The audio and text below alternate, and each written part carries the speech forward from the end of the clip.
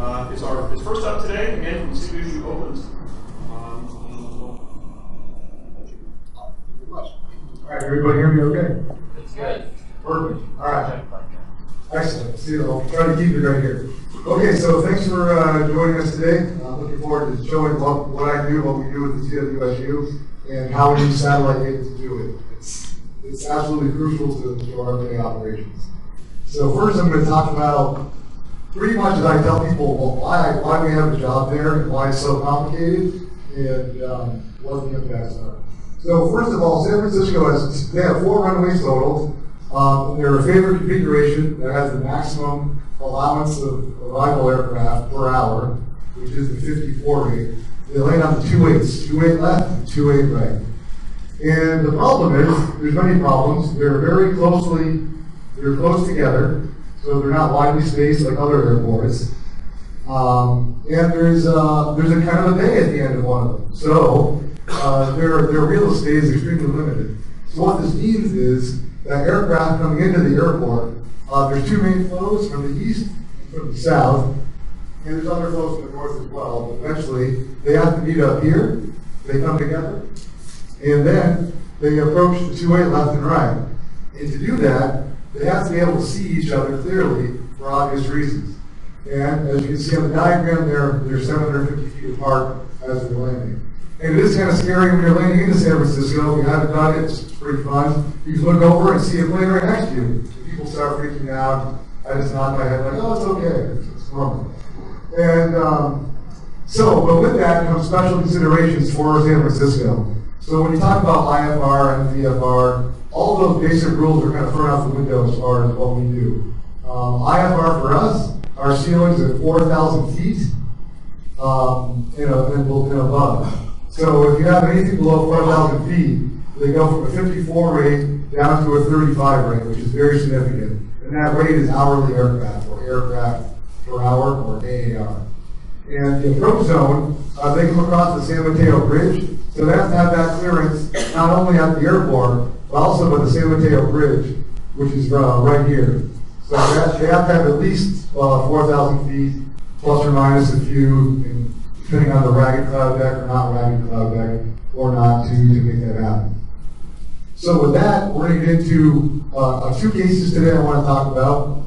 The first case, we're going to bring up here in AWIPS, is a pretty complicated case, but a pretty everyday kind of a case as well. So let me go over here and take a look at the 500 millibar heights with vorticity. When I first go in the morning, my job, I get there at 4:45. My job is to have the forecast out to the FAA people sitting right across from me in the aisle, and to the command center in Virginia, and the North Cal TRACON in Sacramento.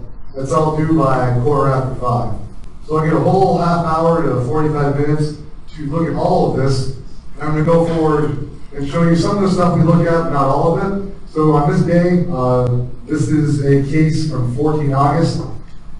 You can see the 500 millibars. We have a trough coming in, just 4 max coming down. So that pretty much means onshore flow without showing you all of the surface stuff. We're going to have onshore flow, stratus in the area. The main questions are, how thick is the stratus? How long is it going to be there? When is it going away? And what level will it be at? Will it be 1,000 feet, 4,000 feet, 3,500 feet? Those are some of the things we look at. And so with that, and you can see it moving through. This is the 12Z run of the dam, by the way. Oh, okay, perfect. So one other thing we'll look at, just to kind of do a spot checkup, is water vapor. And most of the time, it's going to line up well with 100 millibar heights for obvious reasons. And it's pretty important just to come in and get a look at it and see how much moisture was with the system coming down. That's quite a bit. It's pretty significant. And when you see this at 4:45 in the morning, odds are very high it's going to be a long day at the SFO. And there's probably going to be delays. And so, seeing this, there's going to be a ground delay program, which is the FAA's mitigation of aircraft into the airport, basically. And that means anyone coming into the airport will be delayed. Sometimes the flights are just canceled. It all depends on the airline scheduling and their dispatching. So So just for reference, the Bay Area is right here. The ZOA airspace actually covers, we cover offshore all the way into just east of Reno, and just north to the Oregon border. That's our domestic area. So I cover about 5 WFO CWAs basically for ZOA's airspace. And we can go on to the next one. So next up, one more piece of data that we look at is boundary layer relative humidity. This is just one of the many pieces that we look at. This one in particular is the NAM12, and then I'll show the RAP after that. So here's the NAM and sampling. So the airport is right here. And once again, the approach zone is this way. So we got one approach from here and another feed from the south, and they pair up in this general area here, and they'll come into the airport. So on this day, looking at starting at 12Z, this is out at, that was 1, 2Z. All right, so here's 14, working our way slowly. The NAM is showing a boundary layer RH of 95% plus all day, basically. So this loop goes all the way through almost 0Z here. So that would tell me there's going to be clouds in that vicinity probably all day if I go strictly off the model data, knowing nothing else. And you contrast that, of course, the NAM has a notoriously wet bias as far as I've seen in the Bay Area. Now, looking at the RAP, it's the other end of the spectrum. The RAP has a well-known dry bias, and that'll show up pretty well here. So, if you could please put the mouse on over SFO. Yeah. Yep. So here you can see the RH values drop off considerably as we go further out in the day. So by 22Z, we're looking at 85%, which it's going to be a beautiful day. The boundary layer should be nice and dry. Unless the clouds are below the boundary layer, that's also a possibility. But overall, that looks pretty good. So going off that model data, things look great. It's going to be a good afternoon. After a few clouds, they'll mix out, and then we'll be good to go in SFO the rest of the day. And then one of the most important things too is, well, where is the Stratus right now? Do we have any fog? Do we have Stratus or any clouds at all? So the satellite data is the key piece. Without this first thing in the morning, I'm pretty much lost. It's really, really important to have. And so this is the fog product I'm showing now, the GOES-16 fog product. And it's a little more pixelated here in this thin client. In Linux, it actually looks even better, and it still looks very good. But you can see here, this is 7 to 12Z. I'll be committed about 1145Z, if I'm doing my conversion right. So you can see here that there are some clouds in the vicinity. You know, we got some clouds in the approach zone here, a little bit at the end of this loop, and there's a lot more moisture coming from the north. So that tells me, yes, we're going to have a lot of clouds in the area, and they're going to be increasing probably throughout the morning. And then the trick is when or if will they mix out and will be full VFR at San Francisco.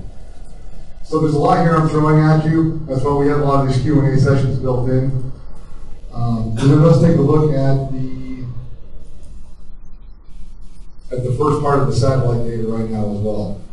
So the visible imagery doesn't come in until about, let's see, 1350 maybe. However, whereas before with the GOES-15, we had to wait an extra 15 to 30 minutes to get the first image of the day because of the temporal resolution, of the data. So having every 5 minutes is huge for us because I can get a 15 to 30 minute jump on what the Stratus deck actually looks like, whereas before I had to wait 30 minutes, and that's prime time right after I do my full forecast.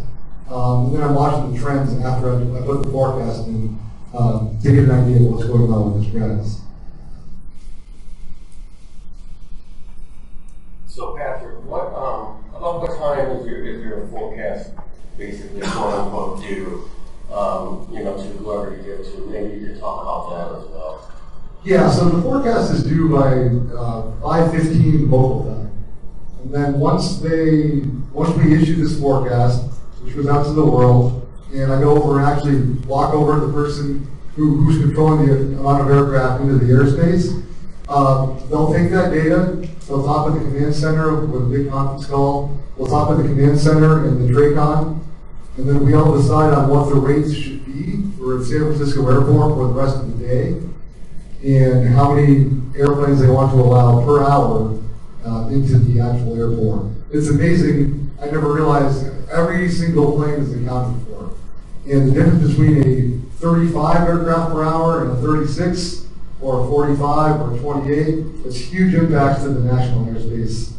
And that can mean a lot of money and a lot of delays for airlines. Because delays basically equal money when you're talking about the big airlines.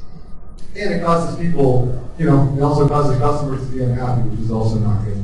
So I think as we were prepping for this, we talked about the forecast that you gave them, right? That you thought there potentially maybe would be clearing this day. So on this day, I believe we initially believed there could be some clearing on this day. I don't have the exact time. So initially that's kind of our forecast. That's pretty common because they call it an all-day event right off the bat is extremely rare. Because you never want to do that in the very beginning. Because what happens is, if you were to call an all-day event right off the bat, and all the planes are delayed all day, that's a huge, huge deal for all the commercial airlines that are involved in that delay. So many flights get canceled. Whereas if you take a more conservative approach, you can do these delays in chunks of time, which still leaves extra time on the end, so planes are not delayed. So if it does clear, then there's no needless delay, which the whole idea is to reduce delays, to minimize them. So on this day, when did you feel that things may be starting to go not according to plan? Was it during this time period up to 18Z? So up to 18Z, definitely. So you can see there between 15 and 16, you saw some of the Stratus deck actually start to mix out a little bit. Yeah, so you can see the extent here of the Stratus deck. And as you go forward in time, you can actually see it start to mix out up to the north. And so that's normally a very good sign. So usually once that starts to happen, it's going to keep going as mixing increases, then the Stratus goes away. However, on this day, thanks to the 5-minute data, you don't have to wait 50 to 30 minutes for an update. You can actually see the clearing start to retreat and the Stratus deck start to re-expand across the Bay Area again. Which, once you begin seeing that is not good. That's a very bad sign because that's pretty rare. Usually, once mixing begins, that's it. You're good to go. You can actually time it down to the nearest 15 to 20 minutes and give the FAA an update. So then they can actually release more aircraft to bring into the airport. And I think we're up to one of our sessions. Yeah. Dave, do you have any questions? We've got a lot of questions. Let's see. I can't work the button. Yeah. I was just going to. Can you hear me? Let's just get to quickly a couple of the online questions. Yeah. All right. So number one up there, please discuss any degradation you experience when GOES-16 is moved to the GOES-East position in December. That's a very good question. We as a team out there at the CWSU are very sad to see it go east. There will be a lot of degradation because we'll be pretty much back to using GOES-15 as our primary means to monitor the Stratus and the fog in the morning and throughout the morning. So I mean, we still do pat on the back. I think we still do a very good job with it, but the GOES-16 makes life much easier, and now we're kind of spoiled by having it for the long we've had it. But as far as the degradation and the timing of the products is the big thing. Let's be more patient, wait for the updates to trickle in, and it's just less reliable than what we have now. To the forecast process, the impact will be minimal, but there will be times where I could give a 30-minute lead time where now it's going to be maybe a 15-minute lead time or a 10-minute lead time instead. Okay, just a reminder for folks remote to upvote. Upvote for those questions that you'd like to have Patrick answer. Chad, let me know when you want to. Yeah, no problem. Okay, so here you go, Patrick. The gravity waves show up well in the GOES-16 visible imagery. Aside from those ceilings, were there concerns, I guess, particularly for this day, or the terrain-induced turbulence in rotor clouds, rotors, I guess, off the ranges to the planes?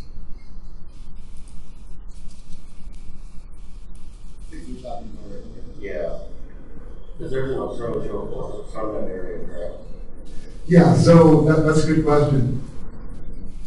The good news is, when we see this over the Sierra Nevadas, it's a big deal. And we do worry about moderate to severe turbulence in those cases.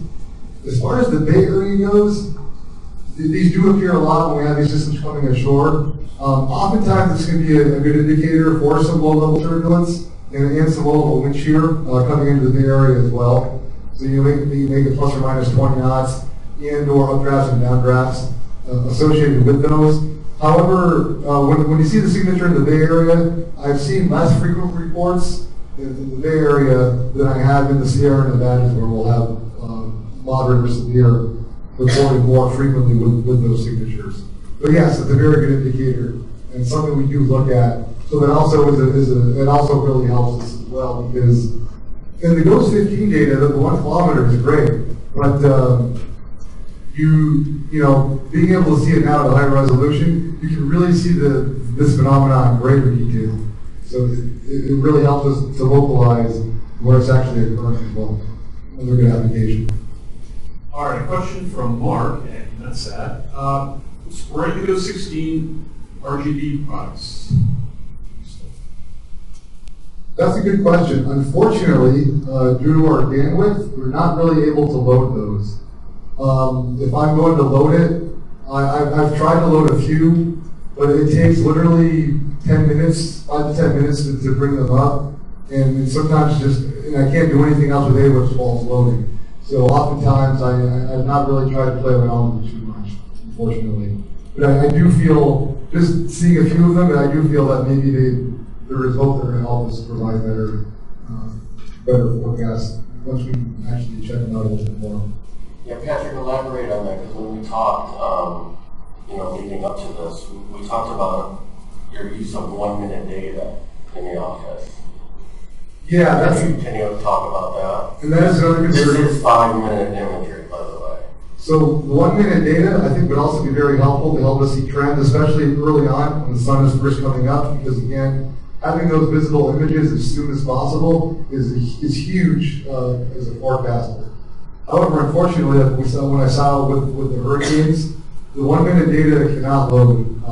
It takes longer than 1 minute to load each image, so then you just get them stacked on top of each other, and AWIPS becomes pretty much unresponsive after 5 or 10 minutes. Yeah, this isn't the functionality at a forecast office, but this is unique to the CWSU because of your bandwidth. Yeah, this is unique to so for those not familiar with the CWSU, we have a T1 line direct to our parent office, which is WFO Monterey, and that gets saturated very, very easily, unfortunately. The good news is, I believe this Friday, I think the fiber is being installed or being upgraded, and I'm not 100% sure on that. But as of right now, the 1 minute data, we really can't use it. Okay, next up, let's see. You mentioned an improving force. For mix out and reducing GDP time can save money. So ballpark figure, what kinds of savings are we talking about if you predict mix out an hour earlier than originally forecast? So that's a good question. And difficult. That's a good question. I would actually have to look at the data. I know we have it back in our office. My MIC has it. However, if I recall, if we can help them, so I know one GDP, non-GDP, just to not have one, is in the millions. I believe it's in the 7-figure range somewhere. So as far as dollars per minute, I'm not sure, but I can find that out and post the answer at a later time. When you say millions, are you talking a day at times? It could be a day, all the airlines combined. Yeah. It's less fuel they're putting on board, less changes to their schedule, and many other factors. But yeah, I'll have to tackle that one at a later time. I don't want to start misquoting airline dollar figures. Okay. Take maybe one from the audience. Yes. Dan Lindsay has his hand up. Hey, this is a really nice case you're showing. Just a comment, I guess, about the move to the 75 East or 75.2 East. So the time resolution will be the same. The only difference will be that the pixels will be a little bit bigger and you're looking at more of a limb view. And so I would argue that it's possible that using the GOES-16 will, even in that position, will still be superior to using the current GOES-15, with the exception of perhaps when you have some high clouds, may cause some parallax issues, and the pixels. I'm not even sure the pixels might even be this even smaller with GOES-16 than they are with GOES-15. Oh, okay, great. That's good to know. I think we kind of felt that once I moved east, it was too far to the west. Okay, that's good to know. Thank you. I guess we'll have to wait to see for sure, but I'm just, that's my guess at least. You've raised my hopes now, so I hope that's good. So we jumped ahead in time, and Patrick's gonna wrap up this case. Then we'll take some more questions after that. Just kind of, showing up the evolution for the rest of the day. Okay, so yeah, this is 18Z onward. 18Z, I think, through about 0. So we'll go back to 18Z, please. Yeah.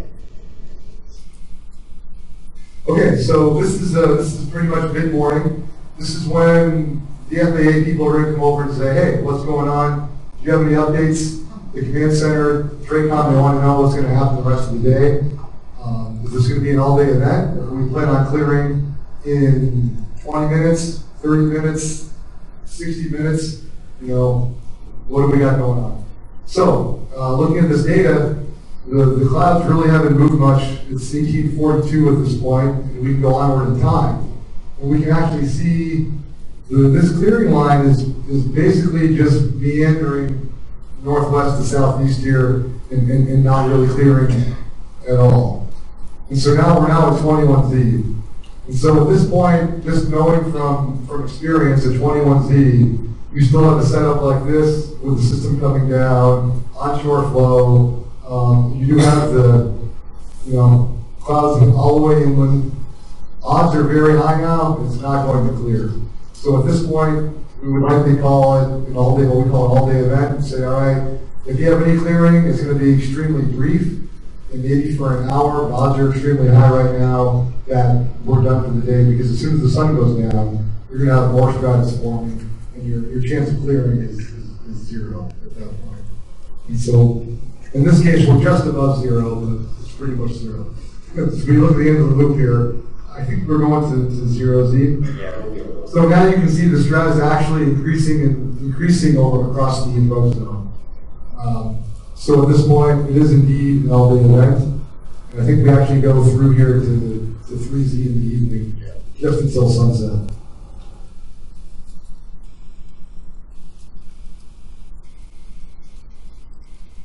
Yeah, so this is a classic case. This is a classic all-day event. And these don't happen very often, but they do happen. And now you can see by 2Z, if nothing else, it's only gotten worse instead of gotten better. The East Bay and the South Bay are looking pretty good. They've been in the sun all day long. And really, it's sunny, 30 miles southeast of the airport. It's a beautiful day. However, SFO is hurting, and they're probably at a 35 IFR rate this entire time.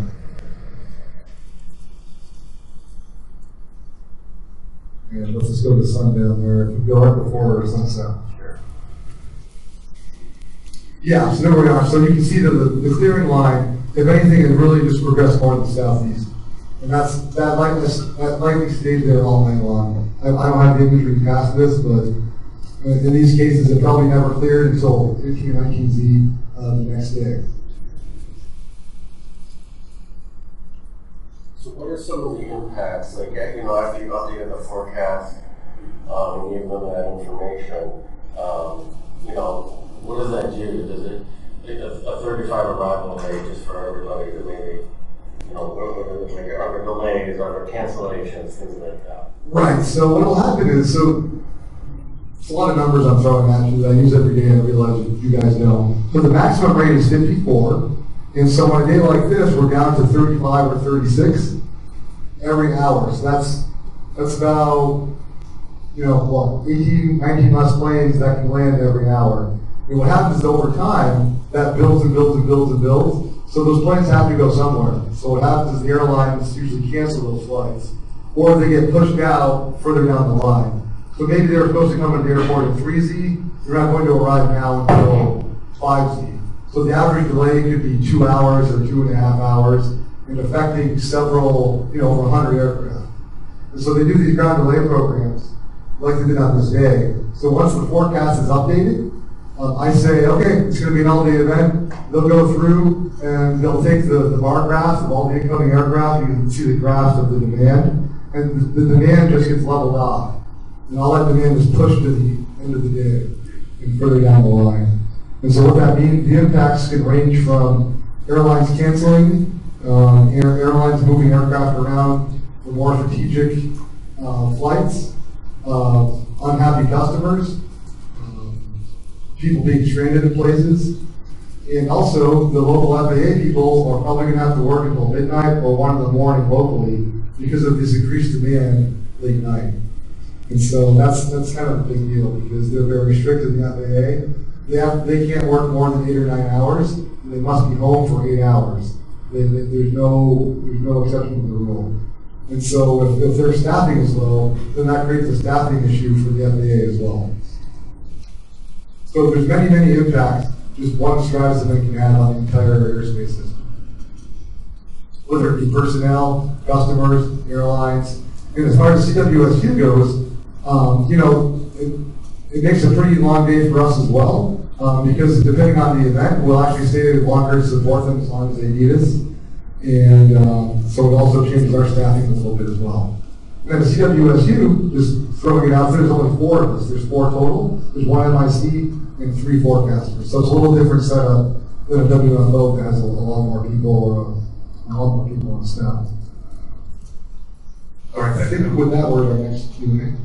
Yeah, I'm actually going to jump on the questions here only because it ties into what you were just talking about. About halfway down in these instances of fog and low Stratus, SFO, how often are you coordinating with the forecasters at the FO regarding the SFO TAF or AWC? And I think that maybe we'll get some folks on the same page in terms of your operation. Yeah, that's a really good question. So CWSUs, we're in constant communication with the parent office. So in my case, it's WFO Monterey.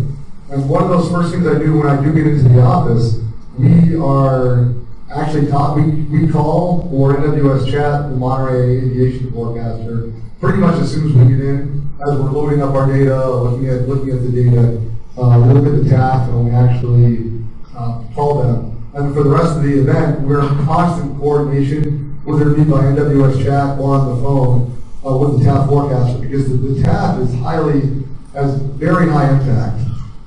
If you there's going to be IFR conditions or clouds of 2,000 feet of SFO in the TAF, the airlines know this, and the airline have guidelines. They're required to go what the TAF says. They have to go on what the TAF says. And that means adding more fuel, so it's high impact. So yeah, we coordinate with them. And then as far as AWC goes, for the Stratus events, we don't coordinate with them so much unless there's Stratus in a place we didn't think it was going to happen. So if there's a widespread area of IFR, and there's no AirMat Sierra out for that area, then we would coordinate with AWC. And that works on the flip side too. If there's a product out that we think conditions are improving or improved enough, we'll coordinate with AWC to actually, expire the product. We deal with AWC more with the convective weather than we do Stratus events. Convection, turbulence, and icing are 3 big things for coordinating with AWC. That's a really good question. Because the relationships with both entities are extremely important, and we're always using them all day long. Okay. Are there any AWIPS functionality? Is there any AWIPS functionality related to the case that would make your life easier, but your AWIPS system currently cannot do? Good question. That's a very good question. Let's see. So, well, for one, loading the products faster, especially in the morning, and it currently cannot do that. When I load my perspective displays, it's literally load, then go over to Windows, log into email, log into chat, load up whatever tabs I need, look at BuffKit, come back, cycle through all the data, then open up my other perspective, go back to Windows, and then come back. So yeah, probably, but as far as the AWIPS software itself, which I think is probably where that question was going, gosh, nothing I can really think of. I mean, everything is there, it's just having the bandwidth to do it. So as far as AWIPS being robust enough, it's very robust and serves our purpose very well. It's just more of a bandwidth issue than the actual software. So maybe we can check back in after having it up right here. Yeah. Answer that. Okay. Next question on the list. How bad is the GOES-16 navigation for your operations? Do you have GOES-15? Let's see. GOES-15 navigation for your operations. So on track one. Do you have GOES-15 imagery for this case? We do not have this. We do not. You could talk about it. I mean, do you even pull up GOES-15? Not anymore. Okay. I think that's enough. Full disclosure, I have looked at it to compare, and I look at it and I say, well, how did I use this? I can't remember how I used to use this data. So, but I honestly we really don't. It's very rare. We'll work it out sometimes if we want to load something quickly in water vapor or national picture. Then I'll look at GOES-15. It's just so much faster to load up. Yeah, Robin, do you want to add anything?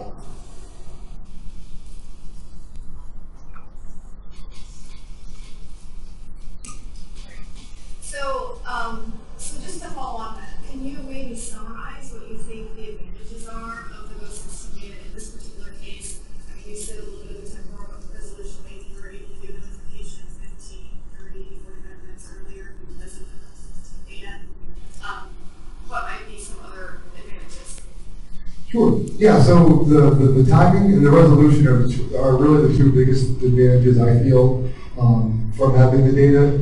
And it's very consistent. There's no gaps in the data stream, so that's another very big plus. Because we found with GOES-15, you never knew when it was going to be the 30-minute gap instead of the 15-minute gap, or sometimes you get 2 5-minute slices. And then maybe local to my office, I'm not 100% sure. Those are probably 2 or 3 of the biggest advantages. Is just the temporal, the spatial, and then the consistency of the data.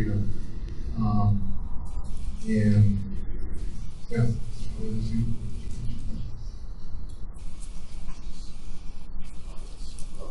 Okay. It's a really good question. Let's do another person. Yeah.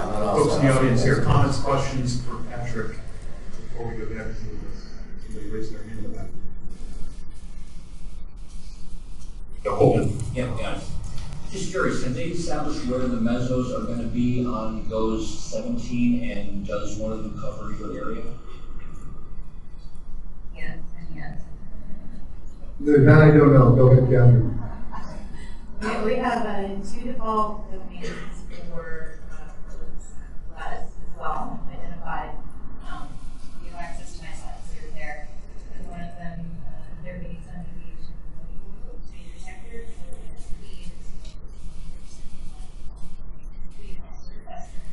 Excellent. Okay, back up to the slide. Oh, this is maybe it's a little more in your forecast process, Patrick. Do you use climatology at all as input for our plans to develop satellite climatologies for onshore flow events? So the short answer is, the first part is yes, we use climatology. We actually have a large database from our forecast, our Stratus initiative, our Stratus model that we run in-house locally. And it's at least, I want to say, at least a 10-year data set. And we have other records that have been done, another study that was done in-house. So we do use climatology. It's one of our keys, actually, to knowing a general idea of what clearing time is going to happen, the time frame. As far as a satellite climatology for onshore flow events, that is a great idea. So no, that is not currently in the works, but that should be. It should be. So yes, I think that'd be a good idea to use in the future. We do not currently do that. Okay, we're going to move ahead, although I see there's still a couple of unanswered questions and a suggestion up there as well. The very last one for slide now. We'll get to it. We'll save those for the end if there's time. So, yeah, so Patrick's going to jump to another case now. The first one was from August 14th, and this one will be from June 1st. And we're going to take the same approach. Okay, yeah, so we're going to go through the same process here. So you'll notice on this day, things are looking somewhat different. So we're looking through here, this is 20Z right now. So basically we have a bridging building in, we have a trough pushing off to the east. So that means northwest flow over the Bay Area. We really like northwest flow over the Bay Area. As far as when you have the early shift and you go in, northwest flow is a very nice thing because typically, more often than not, that means there'll be little stratus or a typical stratus day and sometimes no stratus at all. So right now we have the departing trough, which means there could be some residual moisture left, one thing to keep in mind. And we pull up the satellite as well.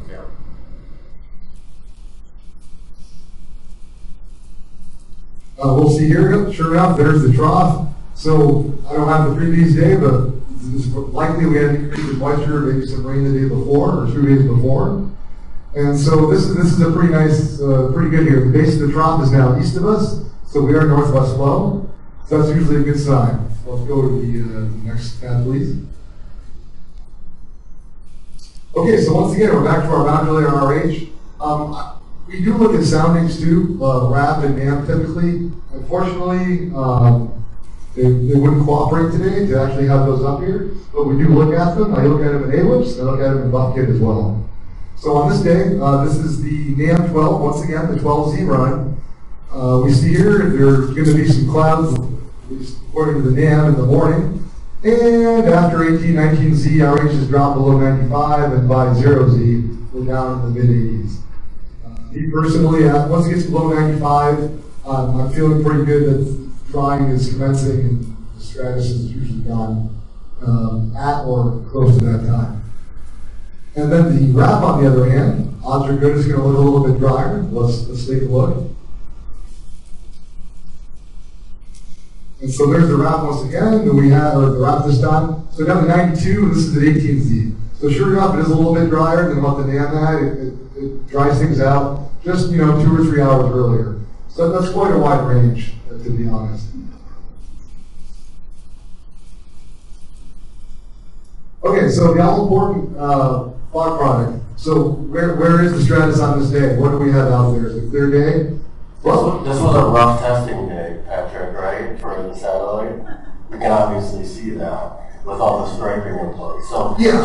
We'll talk about that, right? It was June 1st. This is pre-operational data, and discuss the impact that it has on it.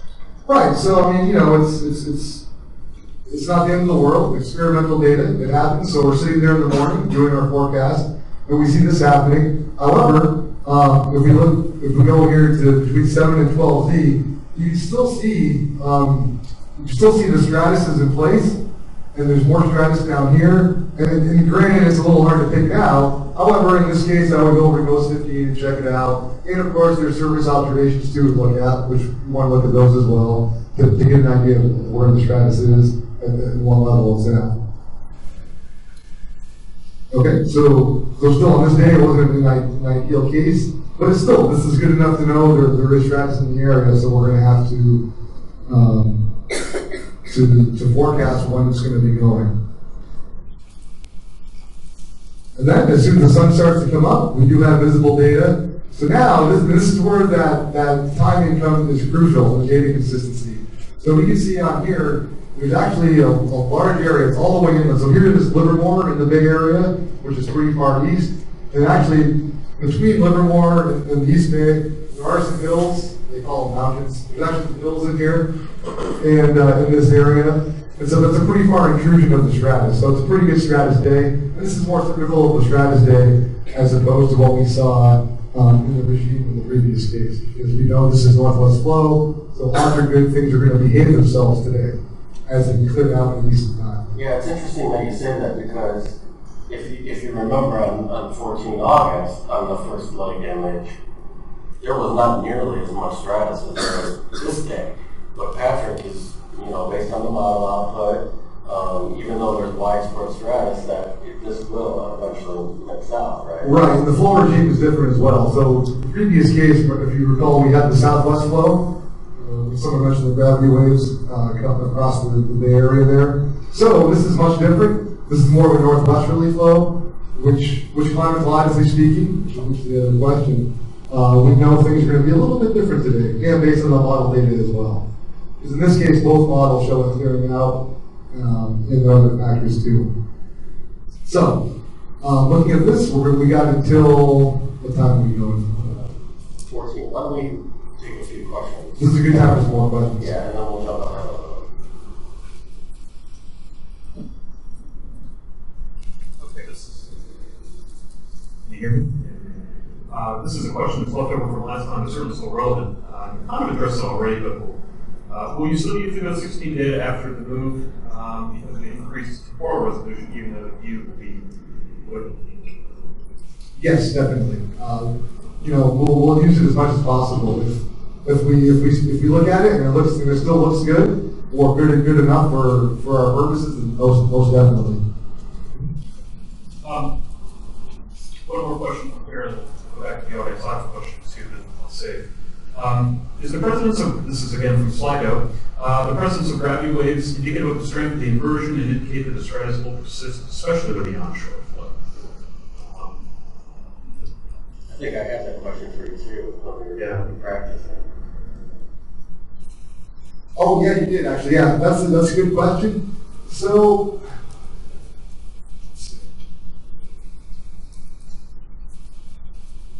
to be honest, no. We've never actually correlated those two things together. The strength of the inversion and the associated gravity waves are not something we really normally look at when we're doing the forecast first thing in the morning. Part of it is because there's no data to suggest that there is a correlation. There's no studies that have been done. Again, it's one more future item we may want to add to our list. And as far as inversion strength, sometimes we don't have time to really incorporate. The 12Z write-off is nice to have, more of the model data, the model CUTs, but the inversion strength is not really anything we take into consideration when we're doing the forecast in the morning. It's more about boundary layer depth, a function of that, than it is inversion strength, which of course are related, but not one of the things we don't know. The focus here has been on SFO, but you also have a couple other airport airports, obviously San Jose. Can you comment for a minute about, in this case, you have the push to Stratus inland. How often, I would guess there have to be impacts to all three. So in this case, if you have 2 of the 3 or all 3 of the 3 or 1 of the 3, how does that, something that happens at SFO tend to screw up San Jose or Oakland? You only have so many ways in and so many ways out. What's the domino effect, if you will, from those 3 based on something that's something similar to this? Right, so the good news is with Oakland and San Jose, which are the 2 other major airports in the area, their demand never exceeds their IFR arrival rate. So even though the weather can be very poor at San Jose and Oakland, they can run IFR all day and they have no effect. Delays are actually minimal. It's actually a pretty well-kept secret. If you're flying into the Bay Area during Stratus season, flying to San Jose or Oakland if you can, because the odds are very high on never being delayed. As far as traffic goes, there's a lot of traffic routes that they have pre-planned. So there's only a couple of cases where if they want to use a certain variable rate or an offset rate in San Francisco, it's called the 36 rate of SOIA, which is simultaneous offset instrument approaches. Other good acronyms for the day, SOIA. Then the winds and configuration of those airports do play a role in the actual cloud height. The cloud-based height will also play a role as to what SF can do. However, on a typical day, if there's an IFR, it's okay. There's no impacts. Something a little more independent than, say, New York. I think urban. Correct. Yeah. In New York, it's much different. Yeah, it's much different. Okay, back to slide up and we'll go to the audience, local here. Have you ever used the forecasted NSSL synthetic satellite data in conjunction with the GOES-16 data for stratus dissipation or the lack thereof? Could this be useful? So this is a... I believe, oh, sorry. It's not something we use all the time. I believe I have looked at it in the past, but I think, I can't remember what the exact issue was. We don't use it on a normal basis, to put it in a nutshell. But I think it could be useful in the future. Yeah, this, for those that don't know, this is a regional LVM from Sierra product that has to come in through the backdoor, so it's not a quote-unquote operationally supported ASO. So that would be something you would work with Monterey and Western Region The third one down kind of, that's an interesting follow-up. Can you do that one there? The second one down there. Okay, how confident are you that the RH correlates to cloud cover? Would a comparison between simulated imagery from the WP and the imagery be better? That's a good question. Yeah, that's true. Well, actually, my confidence is about moderate on that, because it's not the only thing we look at. I couldn't go into too much depth here on some other things that we actually look at. I mean, we'll slice look at 925 of our relative. Different soundings from different models. It's on certain days it's 100%. Non-related RH is perfect. However, on some days it's completely wrong. And that's because the non-related feature may not be captured by the model, and the clouds may be so close to the ground the model's not picking it up. There's a lot of other factors involved. But yeah, I think it would be good to show the non-related RH. The model data with you. That's a good recommendation. Okay, let's turn it back to local questions. Anyone have a comment or local question?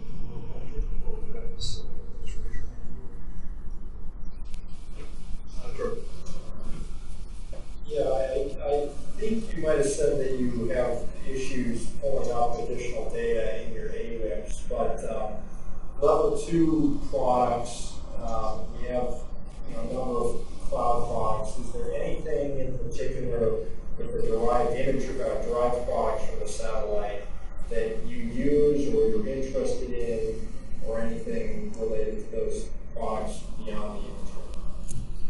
There are. I have to see the list again, but I believe there's a cloud base. I think is a cloud base height is one of the products. It's a cloud height. Cloud height, yeah. That's one of the ones I'm interested in. And I think there's also there is one other cloud, I can't think of it off the top of my head. Yes, there definitely are. However, we oftentimes we don't load those automatically, or they're an afterthought just because of the limited data. Okay, so Patrick, we jumped ahead a little. We have the progression of how the day unfolded, so. Okay, so. We have until about 1648 right now. Okay, so at this point in time, my initial forecast has gone out. We are kind of in a wait and see mode here to see what the Stratus is going to do. Looking at any new model data that's come in. So while this is ongoing, I'm kind of watching and saying, okay, here's 16Z. You can start to see things thinning out a little bit. You start seeing some of these gray or black areas showing up. So you can tell that it's thin. You can see on the side over here, you can actually see this kind of eroding away a little bit. You start to see it push in. So when the edges start to erode, that's always a good sign as well. That kind of tells you mixing is beginning, and what you thought was going to happen is probably going to happen. So it's a confidence builder. So the forecast confidence is going up at this point. And again, in 5-minute chunks, it's really nice to see that the Stratus shield eroding away. So this was one of the days where there was 20-minute outages, and we're going to show you what happened basically in that 20 minutes. So 1627 was an image, and then the next image was 1647. So, and Patrick, talk about just how important the 5-minute imagery is. So you have 1627, and then That's how much Yeah. things have changed in 20 minutes only. So just in 20 minutes, we went from here to here. And on certain days when we have Stratus burn off, that jump from here to here is enough for the airport to go from IFR to VFR in 20 minutes. And the FAA folks will actually walk up to me and say, okay, where are we at? 10 minutes, 15 minutes, 20 minutes, when are we going to have it? And so if I'm waiting 20 minutes and I get my image and I say, oh, shoot, you're actually looking really good, when I see a jump like that, I can go tell them, look, we got about another 30 minutes left and we're going to be looking really, really good. So this is a great, it kind of worked out well. The data had a 20-minute jump because it was significant on this day. Whereas, so when we get a 5-minute jump, okay, so here's the rest of the loop. We go back to the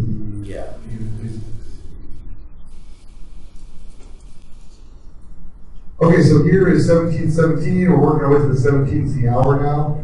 And so here's the actual runway. There's two-way left and right, jetting out to the bay right there. And you can still see there's still some clouds on the approach. And right over here's 1822.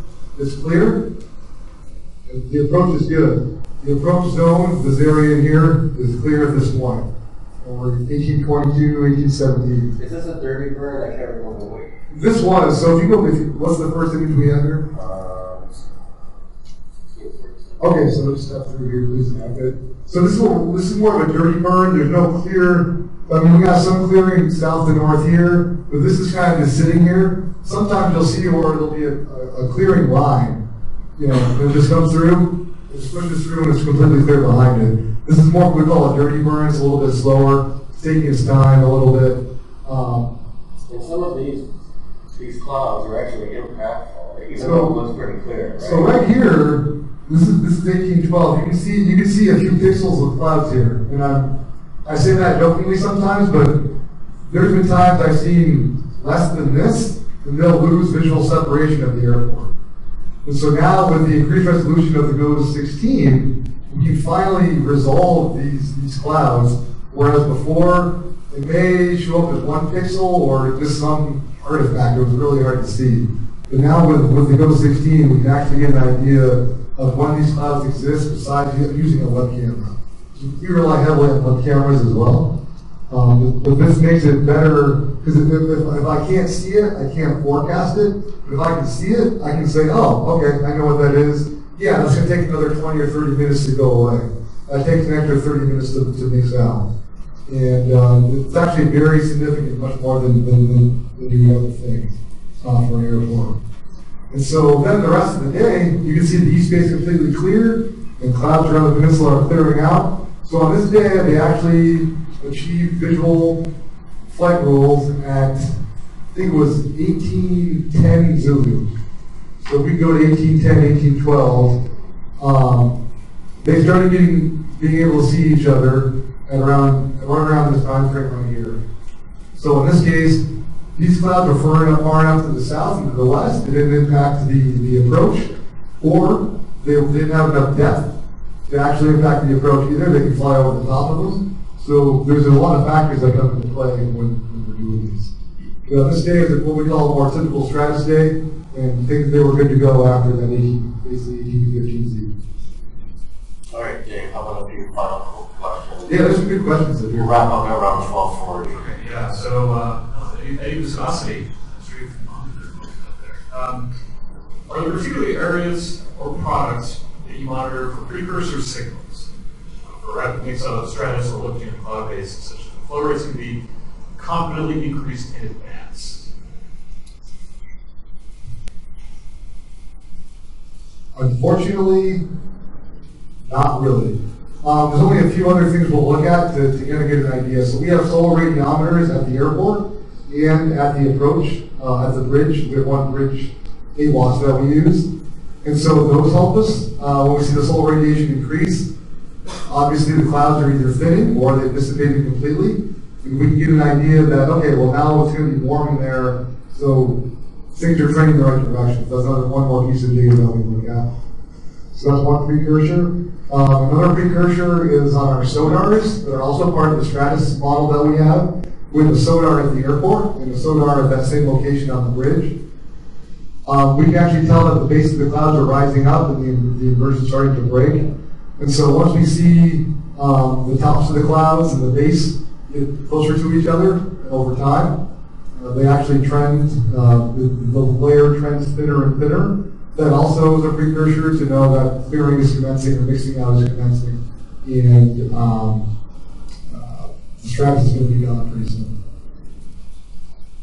All right, a little more question from Slido that we're back to the audience here. Showing forward, sort of. What's the parallax shift for low clouds at SFO on GOES-16? I knew someone was going to ask that question too. I don't know.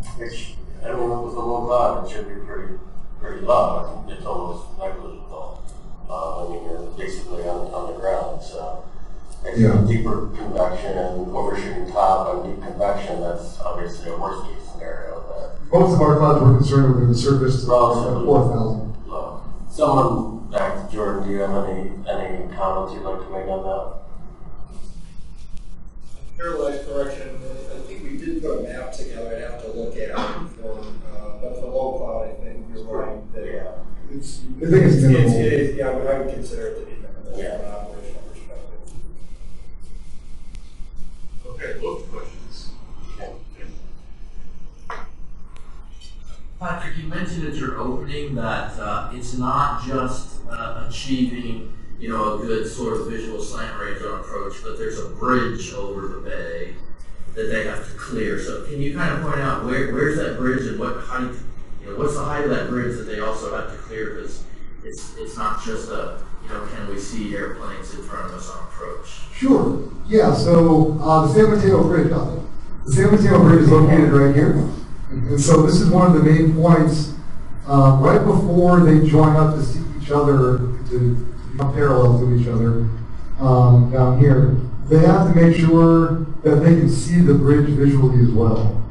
And this isn't the San Mateo Bridge in the image, right? Yeah. I think it was a different one from what I remember. Yeah, actually, besides the Golden Gate, they're very similar. But no, looks too close. So it's pretty close to the airport. But it's pretty close to the airport, right? And so, they have to actually see this bridge visually, and the clouds need to be at least 4,000 feet or above at that point as well to have visual approaches. And so they have to come over the top of that bridge and then get down into the one-way, down towards the 2-8s, all in a pretty short period, short distance there.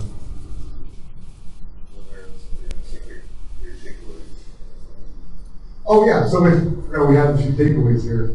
So I think I've covered these probably a little too much, but I can't emphasize enough the increased temporal spatial resolution of the GOES-16 is a game changer for us for what we do. It's even showing it in a case, seeing it in real time at the center. It really drives it home of how much the FAA relies on our DSS and what we do. And even with the fog product, the increase in the fog product, having that much more timely, it makes a big difference as well. And so we can give more timely forecast all involved. Because there's a lot of people, at the WFO, even in region, for high impact events, at the TRACON, the National Command Center, and our local FAA people right in my building, that use that forecast first thing in the morning. And this leads to a more efficient management too of the national airspace. And so if we can eliminate delays, make people's life better, and keep them safe. So, Stratus isn't something that's, that can affect people's safety really. However, it affects their lives still. And so we want to eliminate needless delays. We don't want people sitting at airports because there was a bad forecast. That's not what we do. We want to prevent that from happening. So, in my mind, the GOES-16 helps us do that job a lot better. And then with other applications down the road that do protect life and property are going to be, looking at gravity waves, looking at the wave signatures across the Sierra Nevadas where we do have moderate and severe turbulence. Watching thunderstorms in bad radar areas across the Sierra Nevadas. I use GOES-16 all summer to issue center weather advisories. To keep planes away from these areas. You can see updrafts happen before the radar catches on to them. So it really helps in the meantime too. Okay. And with that, I think we can thank Patrick. A